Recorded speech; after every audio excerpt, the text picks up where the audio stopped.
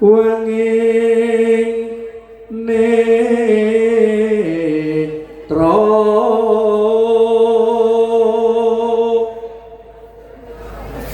suwe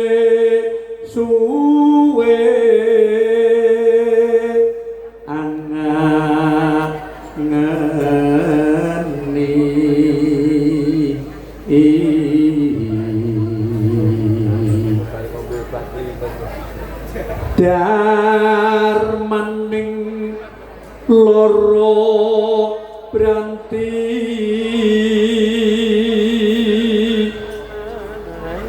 so laika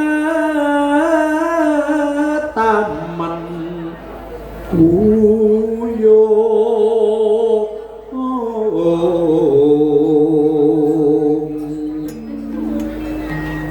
nora ana usada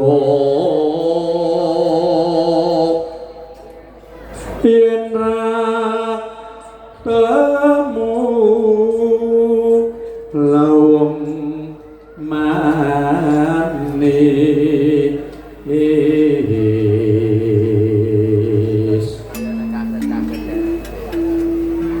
nimas manis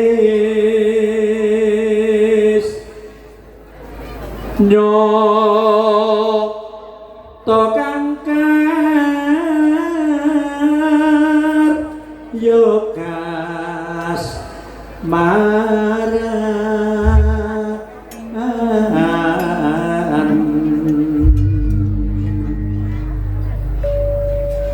yen nyawang manis asemu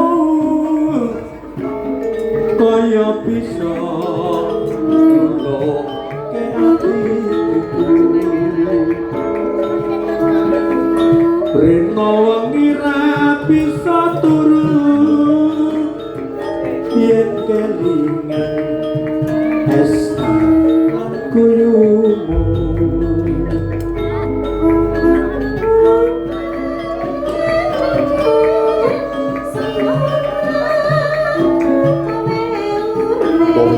abok bisa keluarga di Mapolo Purko sakit langsungnya cuma keluarga teman dan putri Mas Anto semoga yang kasun praktik sakit mereka merancang foto manis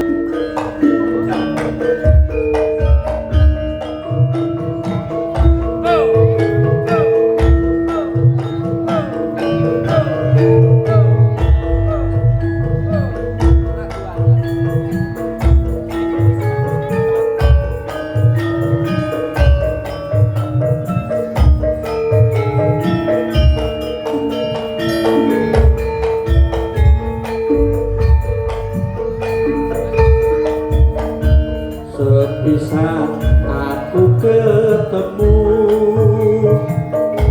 dedekan roh sono jantungku kan bisa andudut hati yang mau dikok kan merati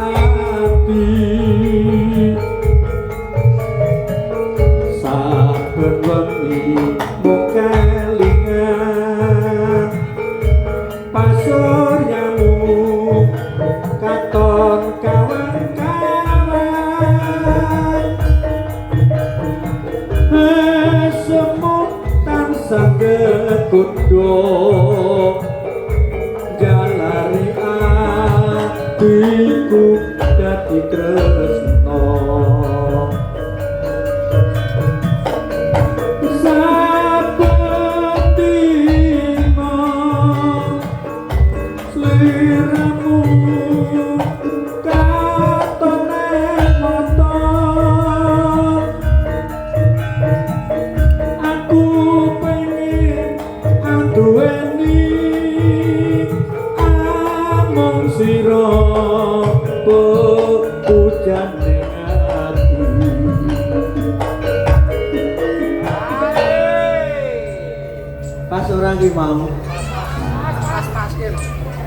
Niki kanca-kanca notasinya wis tak keke lho ya, tak kirimke iki lagune terbaru dari Pak Bitomo ya.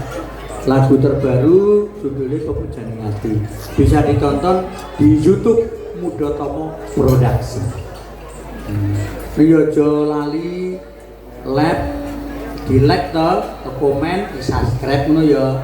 Dadi kowe subscribe wis itu ganjaran tak kandhani. Dadi nek golek ganjaran ku ora dumek kowe ngewehi duit sing akeh jajakne aku kuwi ora. Kowe nge-like karo YouTube ku wis ganjaran.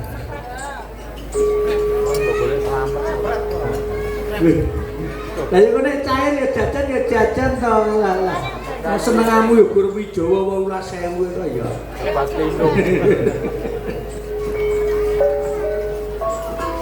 Tulus suci katresnanku marang dika doni mas wong manis yen sliramu ora percaya sigaren sajroning dodo iki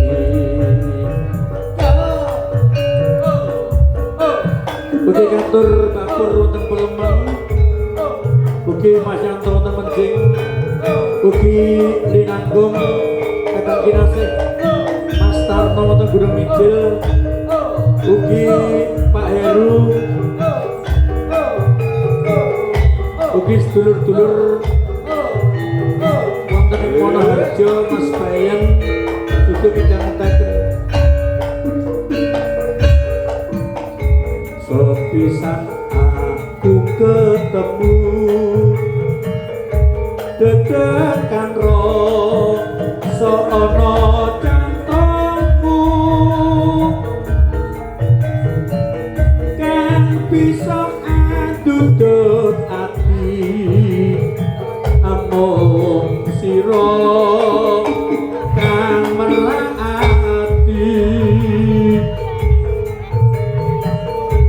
saben wengi mung kelingan pasuryamu katon kawan-kawan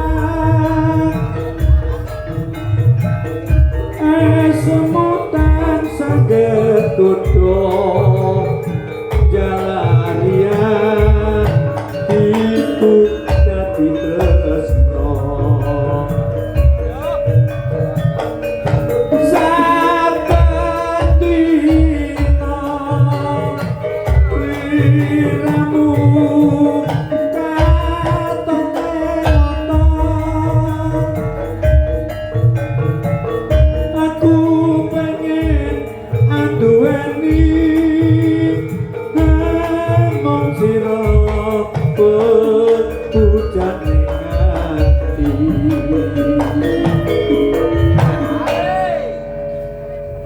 Tulus suci katresnanku marang dika doni mas wong manis